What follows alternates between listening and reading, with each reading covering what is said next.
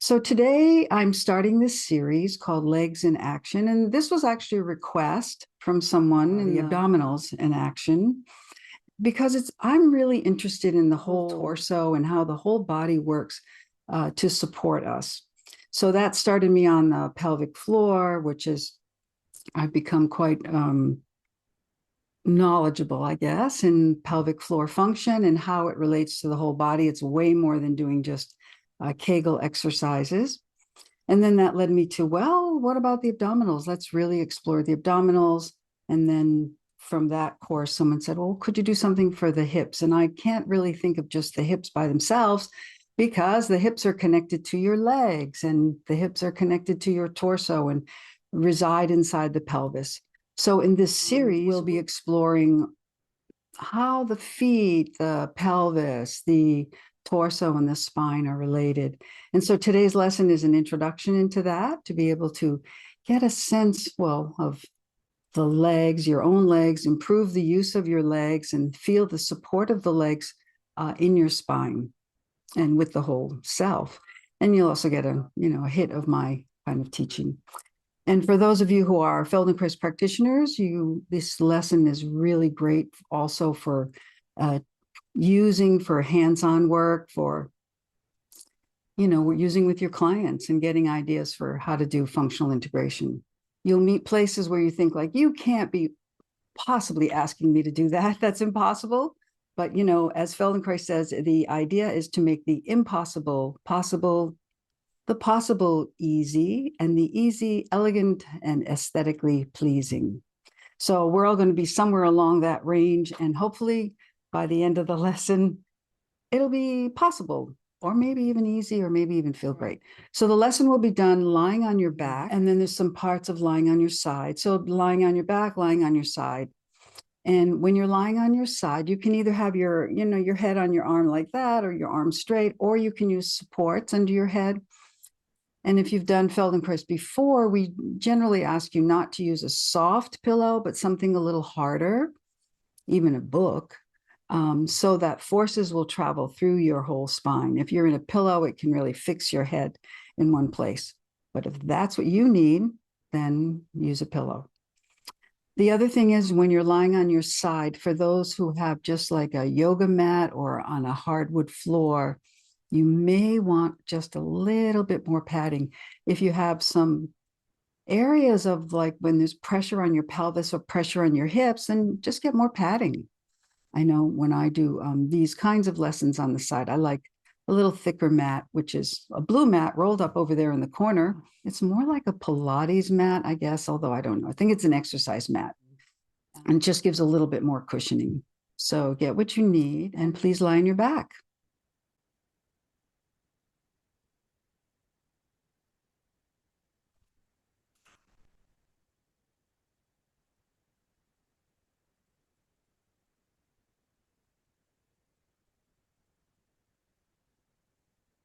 So lying on your back, just check that you really are comfortable, right? It's okay to squirm a little bit or move your shoulder blades in a little bit different place, or shift your ribs or your pelvis or your legs so that you feel comfortable and your attention is able to go wherever you want to sense yourself, and you're not constantly being drawn to something uncomfortable. And some people are, I can see at least one person who's doing the lesson on the bed, which is fine also. I'm pretty permissive in my teaching because I really want you to be comfortable. And when comfort is and pleasure is where learning begins. And you don't need to see the screen, although if you get a little lost and you want some ideas, you can always look, especially if you're a visual learner, sometimes looking at someone helps. Okay, so now that you've been lying there, start to bring your attention now to the sense of contact with the floor. And especially particularly noticing the length of the spine, the sense of length of the spine, not as a measurement, but just as feeling from your tailbone going up to the back of your head. And we're looking usually in Feldenkrais for a kind of lengthened spine, a long spine, meaning that The curves are not at the extreme, so your lower back probably isn't touching the floor, but how much does it need to be lifted? And the back of your neck probably isn't touching the floor, so you can see how much does that really need to be lifted, or can you adjust your head or your pelvis or your ribs a little bit? And sense the width, the sense of width of the shoulders.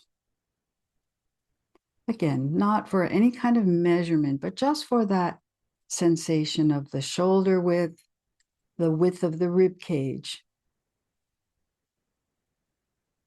the width of your waist, the pelvis, and the kind of contact of the back of your legs. So what sort of space is there underneath your knees or thighs? Or is there any space or no space?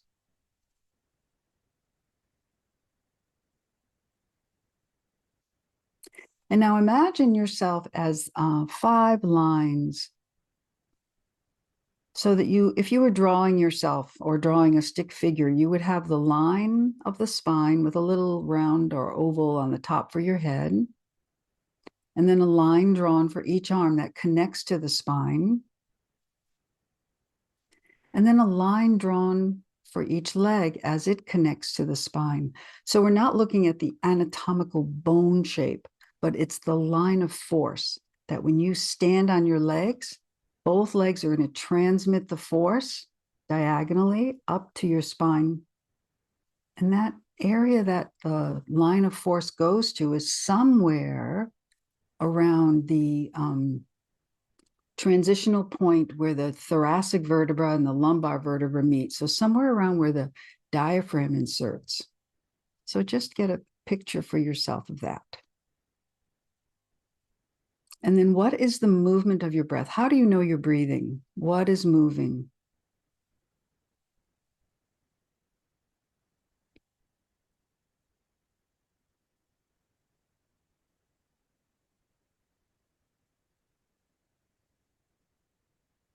Do you feel any movement in the back?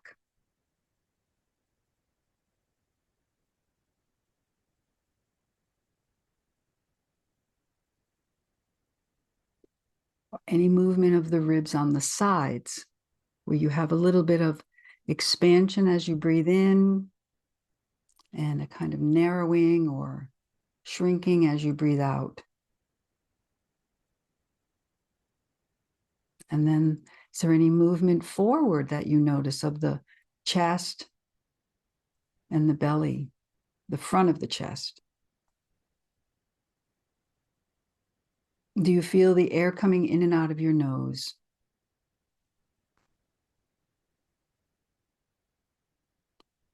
So the quality of your movement can be monitored by the quality of your breathing. And it's the quality of your movement that we want to really focus on in all Feldenkrais lessons. So now please lie on your right side. Comfortable, balanced.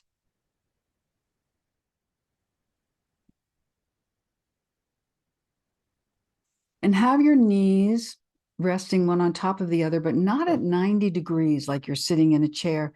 Slide your thighs down a little bit, so it's more like the angle is bigger between your belly and your thighs. And if there are people in the class with hip replacements, this is a safer position for you for the movements. So now thinking of the top leg, your left leg, the entire leg from the thigh, the knee, the lower leg, and the foot, begin to just lift your whole lower leg away from the bottom leg a little bit and then lower it. And do that several times, just slowly lifting and lifting only a little. You're trying to lift the entire leg together, all the parts, so that the height is even. And you lift the leg to somewhat the height of your hip joint, of your pelvis. And this may feel very heavy, right? So when you put the leg down, really take a pause, allow the leg to really rest on the floor.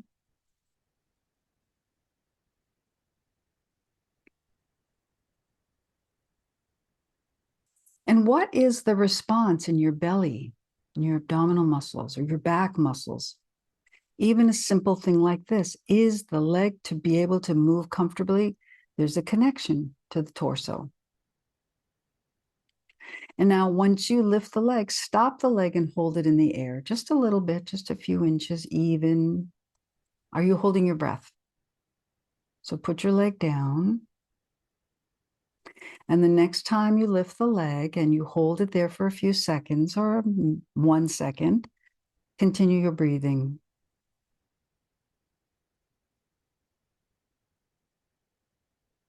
Okay, and then lower the leg. So often we hold the breath when we're expecting something to be difficult. So as you move, just kind of keep in the background this monitoring of the quality of your breath, of movement of your breath. Now start to lift only the foot and the lower leg so the knees stay together. And then you put it down again. And do that many times, just slowly, easily, not causing any pain whatsoever.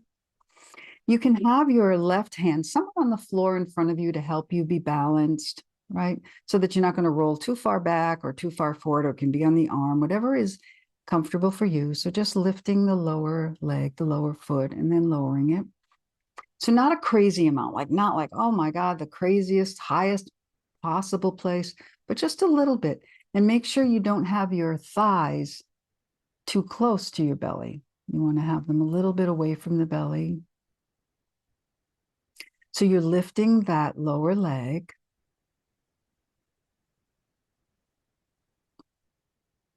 What do you feel happening against the floor?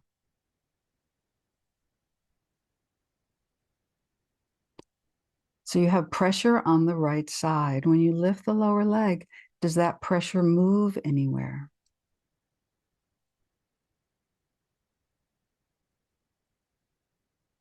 And when you put the foot down, you completely let all the work go.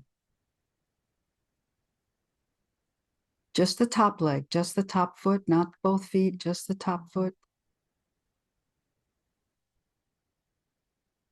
Okay, rest your leg for a moment. And now think of the heel of the left foot and begin lifting the leg the same way. The knees will stay together, but you bring the heel up first. So initiate with the heel. So your toes kind of drip downward. And then when you lower the leg, the toes touch each other, the big toes touch, and then the heel comes down, and then the whole leg is down. So you're just bringing up with the heel going up first. The toes drip down, and you lift the entire lower leg away from the other leg. So the left leg, the calf comes away, the toes come away. You're not only lifting the heel, but the thighs stay together, the knees stay together. Make it easy. How much strain is necessary? Is there any strain that's necessary? Can you make this so comfortable you could do it for a long time? Starting with the heel and going down, and then the heel is the last thing to return. What happens to the rotation in your hip joint now, in the left hip joint? Can you feel how there's a rotation in the left hip joint? And now notice, what about your pelvis? So what you can look for is how the top side of your pelvis, the left side of your pelvis, will respond and will roll a little bit forward, as if you were to bring your belly button to the floor. But you're not bringing the belly button to the floor, but just knowing that direction. You want to connect the lifting of the heel and the leg to a rolling of your pelvis. How do the ribs roll? What is the rolling nature of the ribs? So that you can do this movement Just sense the change of pressure on the floor, right? Make it very easy. And then as you lower the foot, you roll back again to where you started. So you're rolling the pelvis forward a little with this movement. You can stop at any time. I give enough time for everyone to explore a bit, but you can do it at your own pace. Change your position if you need to rest in a different position. Okay, let the whole leg rest now. But on your side, if you can stay on your side, we're going to continue for a moment on the side before going on the back. And of course, you're able to change whenever you want to. And now think of lifting the toes first. So you lift the toes, then the whole lower leg, the thighs and the knees stay together. And can you let the pelvis still roll forward? Right? So you just, that's it. It's not a very big movement because of the way your anatomy is. So your knees are going to stay together. Keep your thighs together. That means they don't lift at all, right? That you can really, because you want the pelvis to roll forward. So think of, maybe that's a little too soon for some people. All right, so let's stop for a moment and go back to just lifting the foot. Don't think about the toes of the heel. Just lift the foot. Right. And notice how your pelvis can roll forward. You want that to happen. Don't inhibit that movement. You want that movement to happen, the connection. So that's the kind of pelvis and rib movement you want to feel, whether you're lifting it from the heel first or you're thinking lifting the toes first. So explore for yourself a little bit, lifting from the toes, lifting from the heel, but still with that connection to the spine rolling, the pelvis rolling.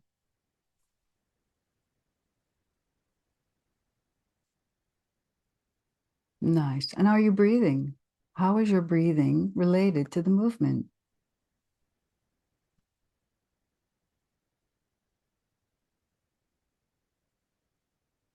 Okay, and then let the leg rest. Very nice. And if you can stay on your side, stay on your side. And now you'll let your feet stay together and just lift the knee. So lift the knee, but the feet stay together. And how does the pelvis roll now? Right, so the top hand, the left hand, bring the left hand forward to be on the floor.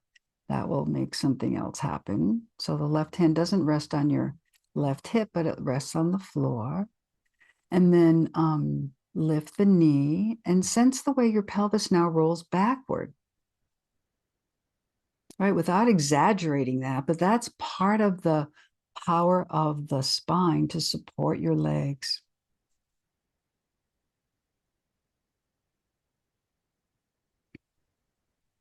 Is there a response in your head? Does your head know something's going on with the pelvis and the spine? Subtle, but can you feel that? And now slowly alternate. So once you lift the knee, bring it down, stop the movement, and then lift the lower leg so that you can feel this kind of forward and backward rolling of your pelvis. That's it. Comfortably, easily, along with breathing. So which direction goes with exhale for you?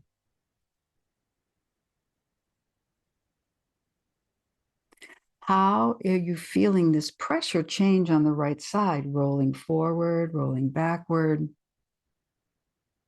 Easy, comfortably. So when you go back, can you notice the way the head sort of gets pulled down a little bit? You roll perhaps, but there's also a pulling. And then as you roll forward, lifting the foot, can you feel the way your pelvis gets involved to push the head up? Comfortably, easily. All right, and let that be. And please lie on your back now. Rest on your back.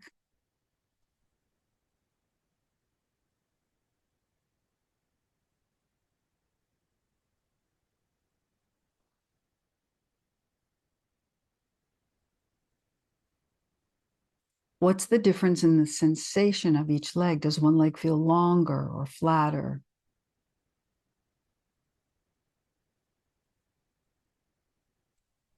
The shoulders lie differently.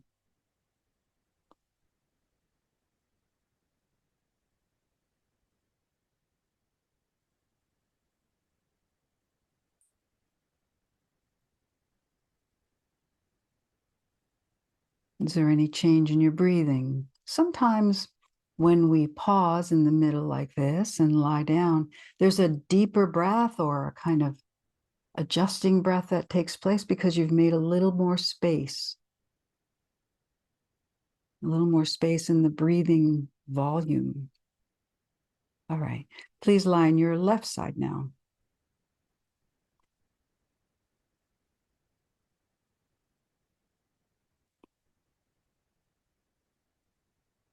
So the first step is to be comfortable. Your head is comfortable on your arm or on a support. The knees are comfortable resting one on the other, and you find out, how to negotiate the bumpy, bony bits.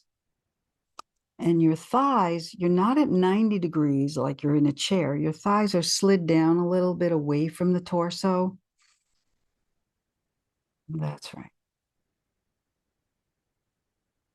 And then your top hand, your right hand, you can place that, the palm on the floor or somewhere in front of you to help you stay securely balanced there. And now begin to lift the lower leg. All right, so we're basically just doing what we did before. Oh, I'm sorry. Put the whole leg down. I forgot that one step there. So you're going to lift the whole leg first. Just see how that is, lifting the entire leg. Not too high. If you lift too high, then your knee is above your hip joint. So just see, can you feel where that is? Just lifting maybe, few centimeters, few inches. That's it. Sense the work in the belly and the back, perhaps, to support that. All right. Then let your leg rest on the other leg. And now we'll go with the rotational movement. So lift the foot. Lift your foot and lower your foot. Easy, easy. So don't jerk it up. Go very slowly. Can you feel like there's a kind of gathering of the muscle power? Lifting the foot. And let the knees really just stay one on top of the other. You don't have to go high. What's really required is to sense the connection. So how does your pelvis respond? As you lift the foot towards the ceiling or away from the other foot, can you feel the right side of the pelvis moving forward? We want that, as if you would put your belly on the floor. Not that you're putting the belly on the floor, but that would be the idea.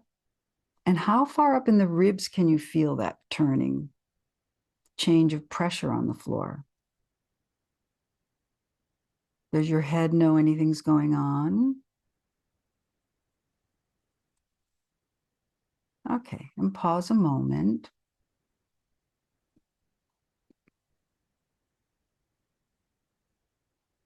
Then you're going to begin again to lift the lower part of your leg from the foot, but begin with the heel. So lift the heel first and let the toes kind of hang down towards the floor.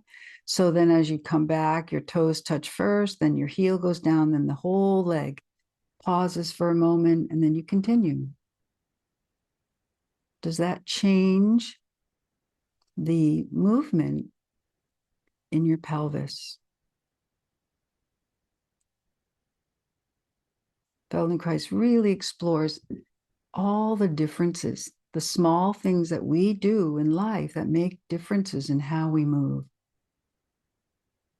And is this on an exhale or an inhale?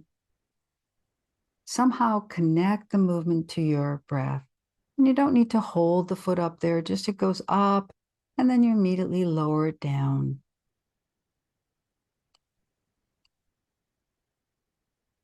All right, and now let your foot rest on the other foot. Pause a moment. And remember, we were doing something lifting from the toe part of the foot first. So see what that's like. And you still would want to find how can you still roll forward with that? Not lifting the knee, the knees stay together.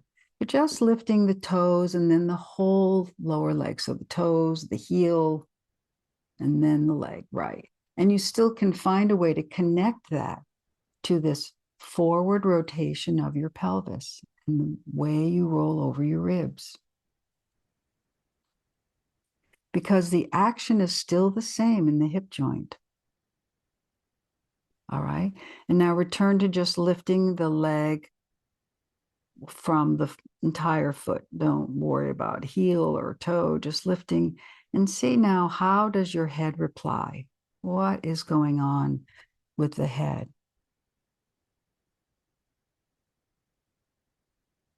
Are you rolling it? Are you holding it still? And do you breathe out when you lift the leg? Do you breathe out as you lower the leg, or is your breath continuing? Use the quality and the kind of the continuity of your breath to make it easy. Okay. And then let the foot stay down and rest. And next, now you'll lift the knee. So keep the feet together and find out how to lift the knee and how to make it easy. So you lift the knee away from the other knee. Feel what this does to the rotation of your pelvis. Without that pelvic rotation, you're going to be just using and focusing on small muscles of the hip joint. They're going to be really sore. And if you've had a hip replacement that was a lateral or a posterior entry, this would be very good to be able to connect the power of your pelvis and back and spine to your leg. Right, just very simple. And then begin to alternate now, lifting the knee once as the pelvis rolls backward, lifting the lower leg once as the pelvis rolls forward, and notice what happens to the head. So as you lift the knee, and you feel like there's a kind of pull downward of your head, and as you lift the lower leg, and you let the head get pushed upward towards the top of your mat. Easy. It's not a big twist. It's just very easy rolling movement. The top arm, which is your right arm on this side, your right hand can be on the floor in front of you. And if you need to rest, just line your back and rest and pause.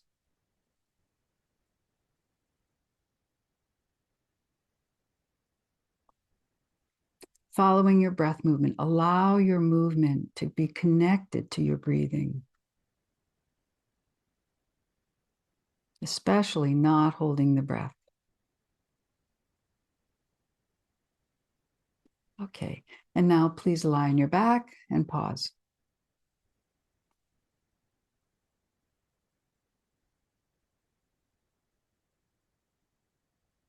Does something feel flatter or longer?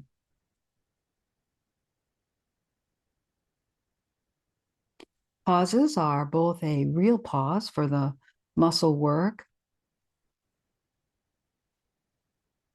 but it's also a pause that allows you to notice change. And certainly the latest neuroscience research supports the importance of noticing the differences.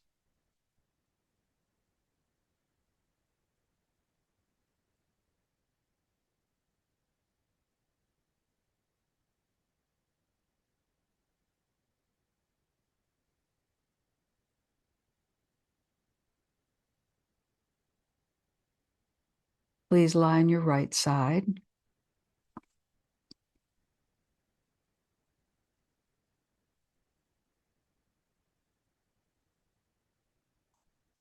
Be comfortable with your head, be comfortable with your hips. The legs are stacked, but the knees are not at 90 degrees towards the belly. They're a little bit away.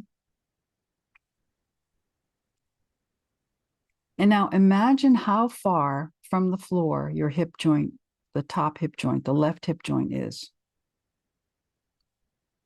And lift the entire leg to that height and then lower, so that the knee and the foot are, everything is It's like it's going on a table, like the whole thing is being lifted up.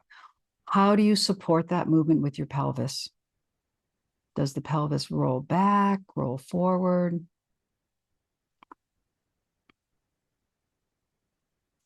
How do you support the movement with the other leg, with the leg that's on the floor, the right leg? So think about lifting the top leg, the left leg, toward the ceiling, but also pressing with the right leg against the floor. So it's like you're pressing both legs apart. And find out, well, how much do you need to press the right leg? Right? And when you lift, the knee and the foot are at the same level. So you're lifting both of that's it, just easy. And it's hard to tell sometimes, like, whoa, you can't really tell that your foot is a, a hand width above the knee, or the knee is higher. So just go a little bit of movement, thinking of pressing the right leg as you lift and breathing, of course. And now let the leg rest. And now you're going to lift only the heel. So just lift only the heel. The toes stay together. The toes stay together, not the leg, just the heel. And then tap your heel against the other heel. So you're keep the lower legs down. The toe, not tapping the foot, but tapping the heel. So you keep the toes touching. The toes, the big toe touches. That's it. There you go. And now you're just tapping your heel and go more quickly. Can you feel the rotation and the change in the whole self? Rotation in the hip joint. Don't do anything that is hurtful for your knee.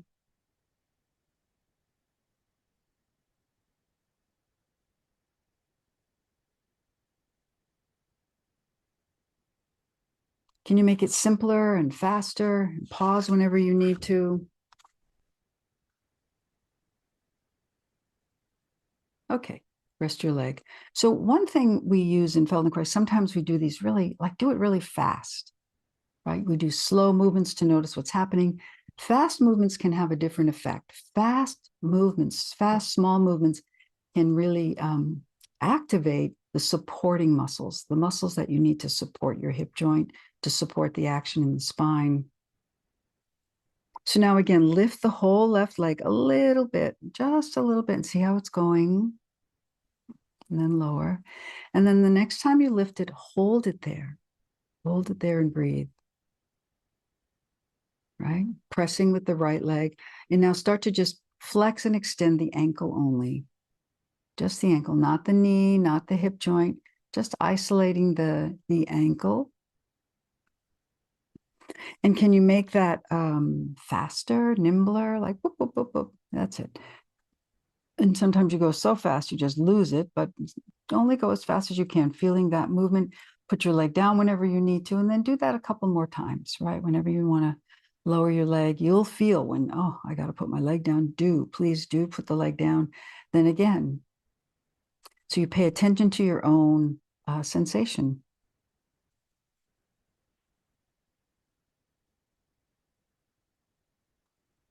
That's it, just flapping the ankle, not the knee. Don't move the knee, just the ankle. Okay, and lower your leg and pause. So this part of the lesson, we're differentiating the different joints, right? Just moving the ankle. So now you're going to lift your leg up again and hold it up at that parallel place. And now move only the hip. So you bring the thigh towards you and away from you, but don't change the angle of the knee and don't change the angle of the ankle. That's right. So it's kind of like as you bring your foot back, it's like you're going to press your foot against the wall behind you, right? Right. What happens in the spine, the pelvis, right? This cannot happen only with your spine. So don't straighten the leg. You're just bending the thigh up and then bring it back, but keep the knee bent the same amount. It's quite difficult, actually. Many people will have trouble with figuring out, well, am I really moving my knee or not? So go slowly, give your brain half a chance to notice. Okay, and then lower your leg.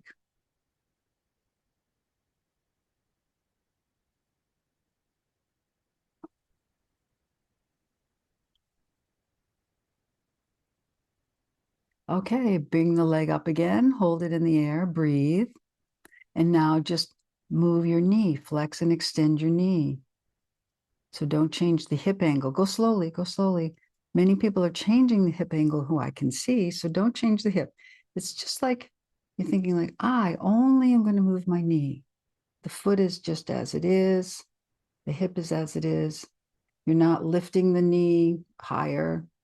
You're straightening and bending the knee, right? But don't let your hip joint move. Keep your hip joint where it is. So you have this ability to sense all of these places. And can you do that a little faster?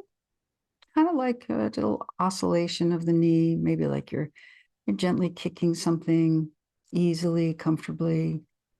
Okay, great. Bring your leg down.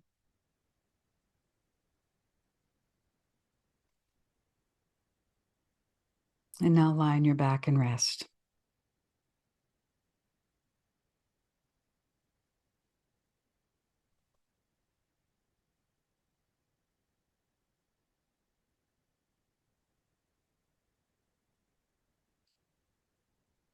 So does one leg roll out more than the other now?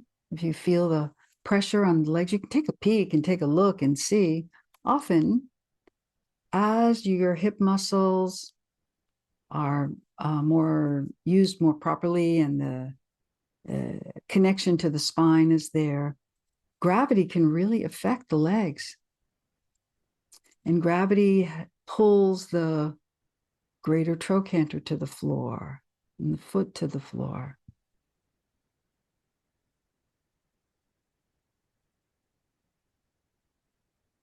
And sense now this line from your leg, the leg that you were just moving, your left leg.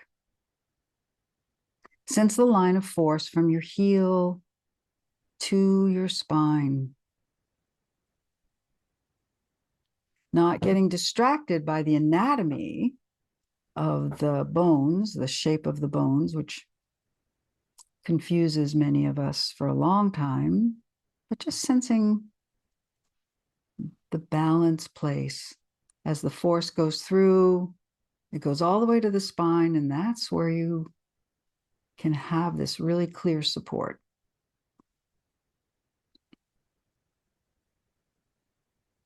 All right, so please lie on your other side now. Lie on your left side.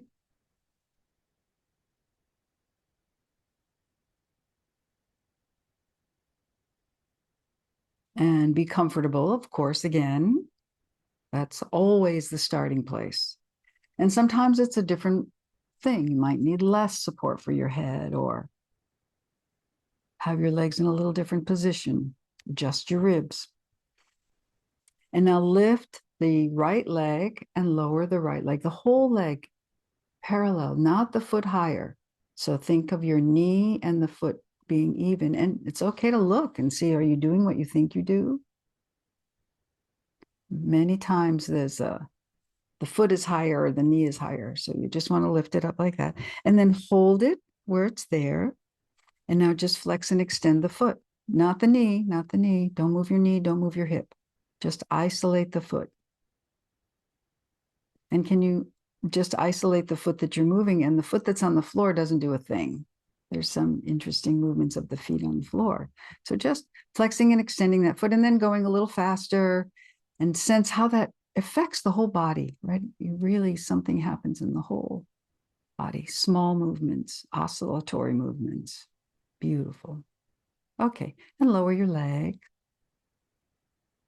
Breathe, of course. And I hope you've been breathing through each of the variations.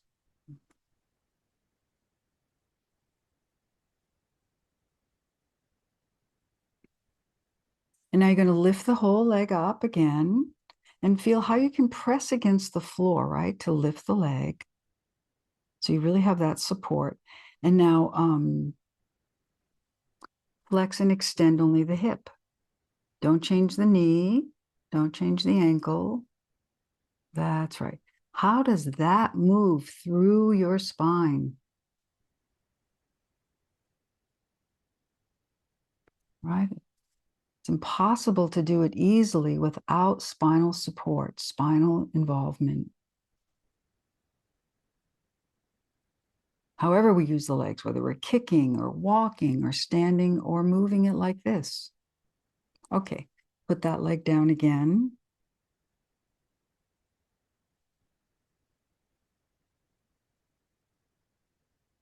And then when you lift again, you're going to just keep the hip and the ankle exactly as they are and only move your knee. Maybe this is becoming easier to feel now. Slowly first, just feel what it's doing. And you don't have to go all the way straight or all the way bent. It can just be a movement of the knee, only the knee, not your hip joint, only the knee. So you're swinging the foot forward and back, slowly or quickly, whatever you like. That's right. Just that. Are you pressing against the floor? Using the spine and the back and the abdomen. Okay, great. And lower your leg.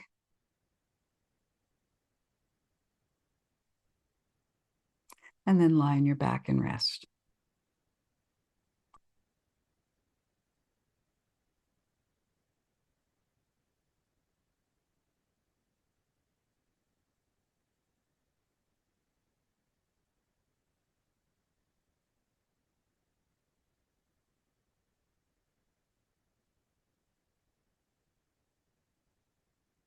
Bend both knees so both feet are flat on the floor. We call feet standing. You're not standing up, but the feet are touching the floor. And have your knees and your feet the same distance apart. So you're comfortably with the knees, lying with the knees bent. And now just with the right leg, start to just bring the right leg towards the belly and lift the foot towards the ceiling, not all the way, just the right leg up and down. And do that several times. Bring the foot back to the floor and lift it again.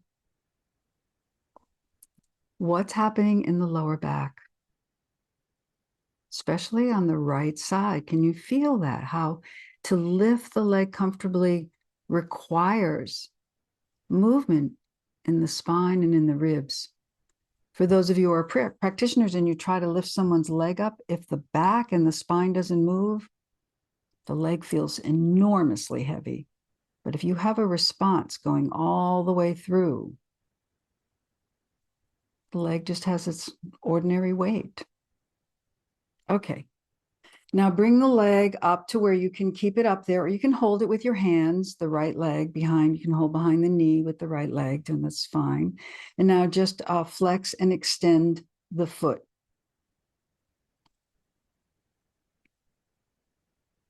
Right, you can hold on to it. Just flex and extend it's actually the ankle, right? So you're flexing and extending that ankle. And now can you start to do that faster and faster? There's a point where you kind of lose it, but. So I think my sound is working for everyone.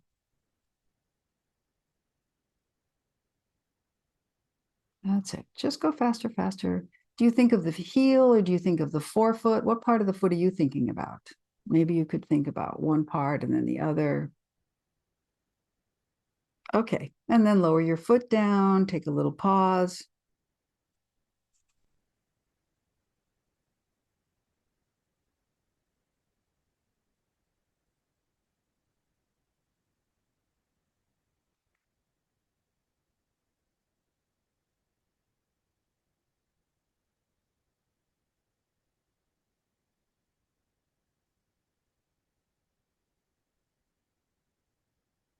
And bend your legs again, stand both feet, bring your right leg up and get a hold of behind the knee if you want to or need to. It's okay, don't strain. And now just bend and extend the knee. So you're just going to move the knee up and down, up and down. What do you feel happening in the back?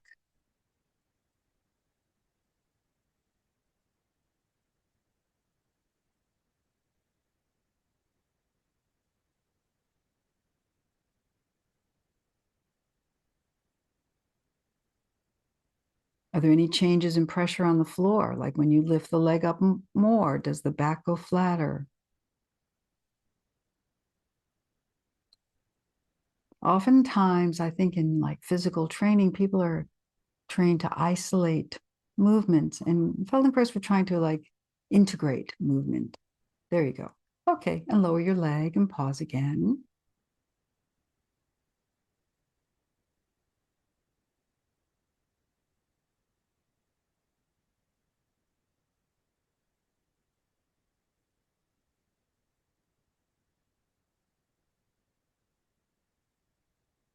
And then with your knees bent, bring the other leg, the left leg up and hold and bring it down a few times. So just up and down and feel what happens in your back against the floor in order to lift the leg.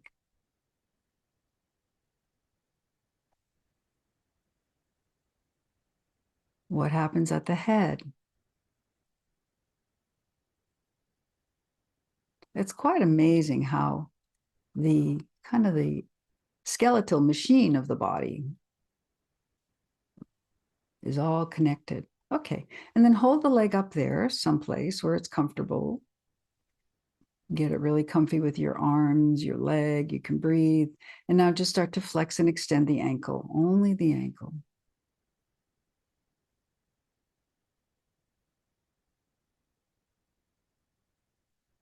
And make the ankle move faster, but still keeping the both directions going. But don't move the knee. The knee stays where it is. It's just the ankle. It's a lot harder to isolate the ankle with this position. All right, good. And lower your legs and pause.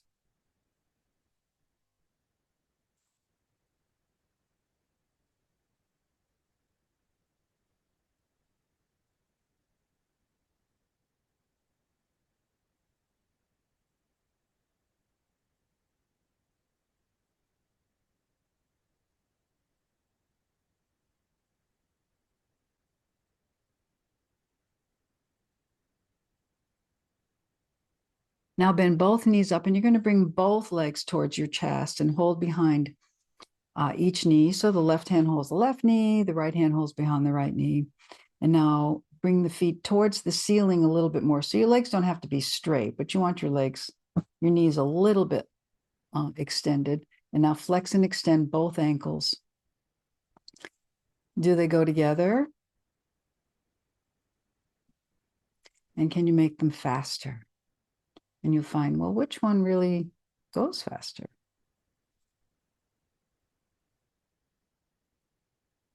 And now can you do it so that as you bring the 4 feet towards you, you also lift the toes.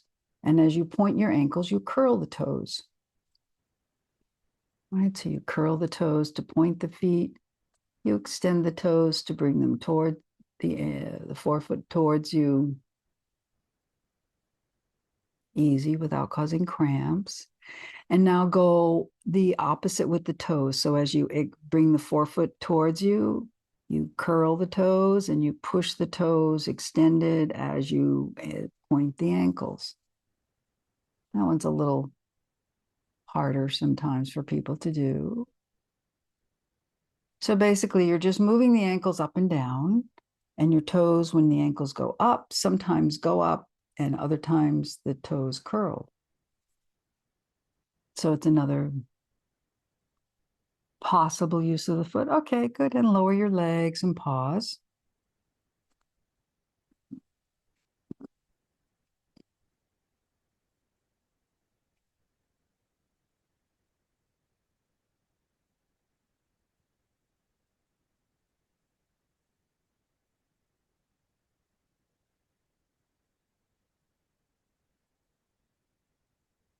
How are your legs lying? Whether you have them bent or long, doesn't matter. You can still feel just what's the quality of the lying leg, of the lying pelvis, of the rib cage.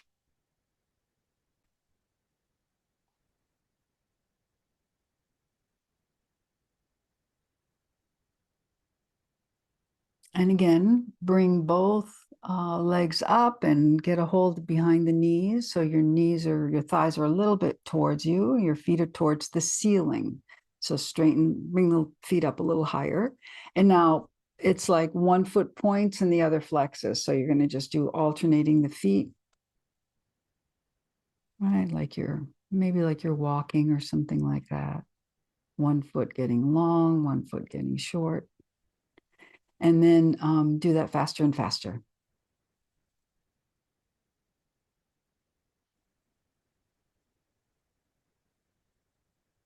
One going up. Yeah, it's really, there you go. but the knees don't move, just the feet, just the ankles.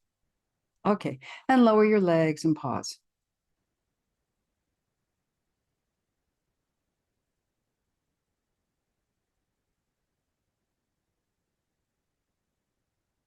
And be comfortable in your lying.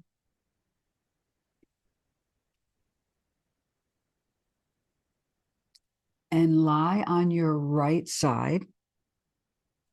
Get comfortable, your head on your arm or your head on supports, either way. One leg on top of the other, and the knees are a little bit away from the belly, so it's about not quite 90, it's more like 135 degrees or something. And now just lift and lower the top leg and see how that's going. Right, it looks a lot easier.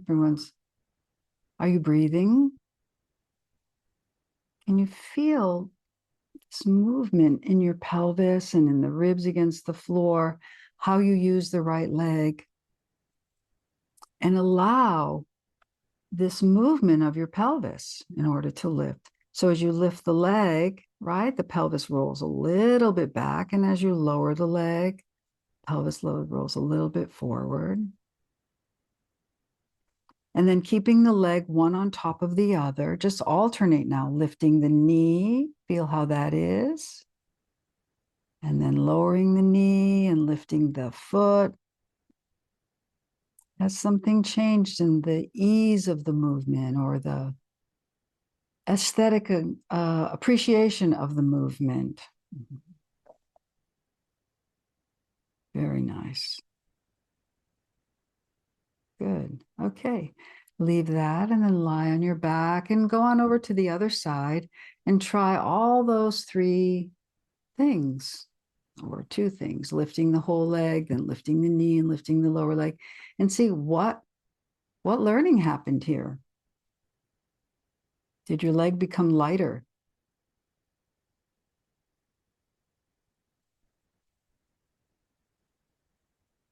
Or maybe something that was painful is not painful.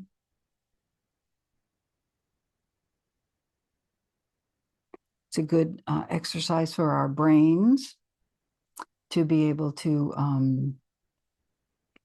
remember the movements, do some of them.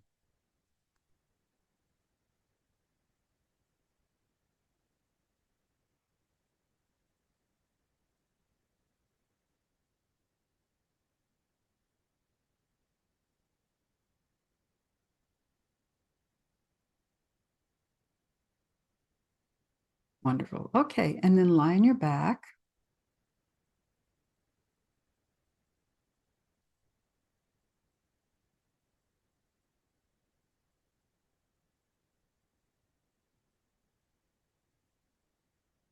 And sense those lines now, that these lines of force. So you have the line of force of the spine that transmits force from the bottom of the spine to the head. And you have the line of each arm, which brings force from the arms and connects to the spine. And then the line of force from each leg, from the heel, as a continuous line to the spine, above the pelvis.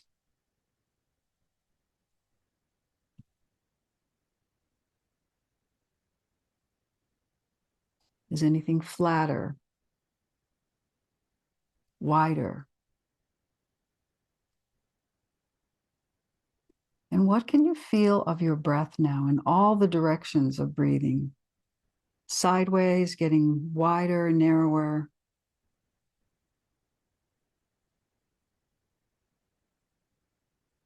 So with the ribs on the sides, they expand as you breathe in, and you get a little narrower and they contract as you breathe out. And is there anything in the depth of your breath where the front, the chest, the front of the chest, the breastbone and the belly move forward and the back moves backward with inhale?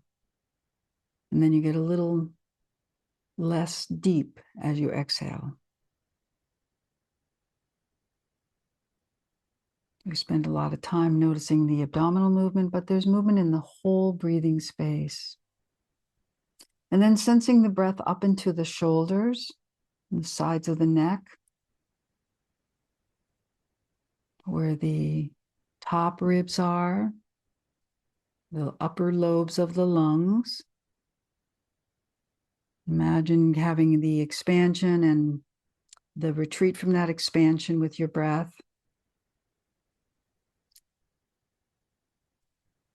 And then feeling down into the bowl of the pelvis, into the pelvic floor. And that's a more subtle sensation. So what you're looking for is this sense of fullness in the genitals with inhale. And then letting go of that fullness with the exhale.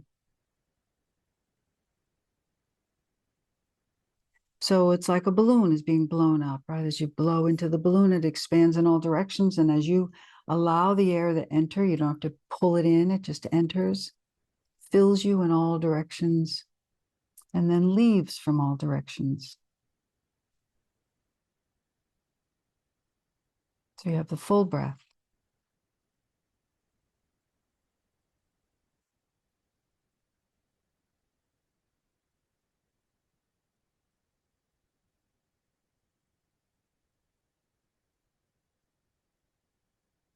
All right, and then please at your own time and pacing, roll to your side and come on up to standing.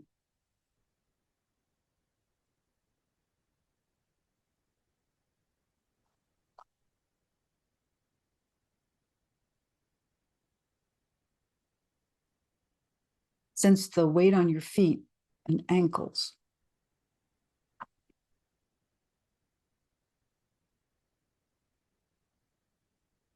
And how the force goes from the feet, through the ankles, the knees, through the thigh bones, and passes through the hips straight up to the spine, and then from the spine straight up to the head.